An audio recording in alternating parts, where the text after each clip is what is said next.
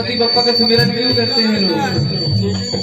सुख करता, सुख को करने वाले, दुख को हरने वाले ऐसे गणपति बप्पा विघ्न विनाशक देवा, सबसे पहले करूं तेरी सेवा। तो क्या भाव है? सेवा विघ्न विनाशक देवा, सबसे पहले करूं तेरी सेवा।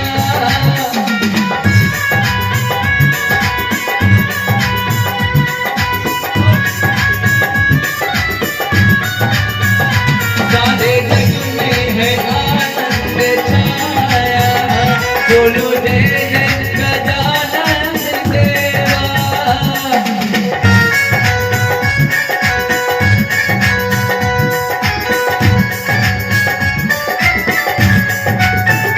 बाजे सुने अलतार, तेरा गुण गाए संसार, बाजे सुने अलतार, तेरा गुण